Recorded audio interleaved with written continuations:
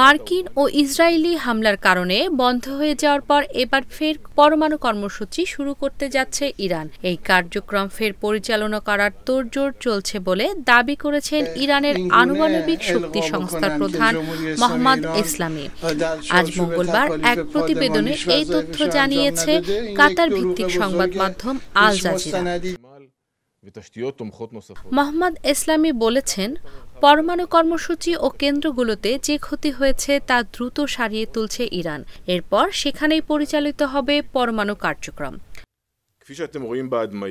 ইরানি সংবাদ মাধ্যম মেহের নিউজ বলছে, এ সংক্রান্ত একটি বিবৃতিতে ইসলামি বলেন, যেসব এলাকা ক্ষতিগ্রস্ত হয়েছে সেগুলো ঠিক করতে আমরা প্রয়োজনীয় ব্যবস্থা নিয়েছি এবং এরই মধ্যে সেখানে যাওয়ার সব প্রতিবন্ধকতা দূর হয়েছে। এবার নির্বিঘ্নে কাজ শুরু করতে চাইছে ইরান। ইরান ও ইসরায়েলের মধ্যে সংঘাত বন্ধে মার্কিন প্রেসিডেন্ট ডোনাল্ড ট্রাম্পের যুদ্ধবিরতি ঘোষণার পরও হামলা পাল্টা হামলা অব্যাহত রয়েছে বলে জানা গেছে।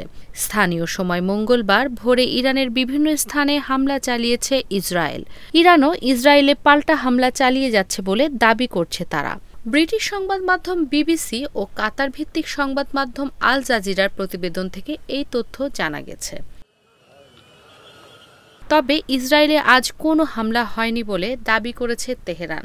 ইরানের সামরিক বাহিনীর প্রধান বলেন, ইসরায়েলে কোনো ক্ষেপণাস্ত্র হামলা হয়নি। এদিকে ইরানের পররাষ্ট্রমন্ত্রী আব্বাস আরাকচি বলেন, ইসরায়েল আগ্রাসন বন্ধ করলে তাদের দেশও হামলা চালাবে না। সামাজিক যোগাযোগ মাধ্যম এক্সে এক পোস্টে ইরানের পররাষ্ট্রমন্ত্রী বলেন, ইসরায়েল যদি তেহরানে হামলা না চালায় তাহলে আমরাও কোনো জবাব দেব না।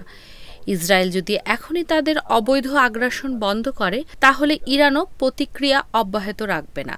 তবে ইসরায়েল ও ইরানের মধ্যে যুদ্ধবিরতি শুরু হয়েছে বলে আমেরিকার প্রেসিডেন্ট ডোনাল্ড ট্রাম্প ঘোষণা দেওয়ার কয়েক ঘণ্টার মাথায় তেহরানের সেনাবাহিনীকে তীব্র হামলা চালানোর নির্দেশ দিয়েছেন ইসরায়েলের প্রতিরক্ষা মন্ত্রী ইসরায়েল কাটজ।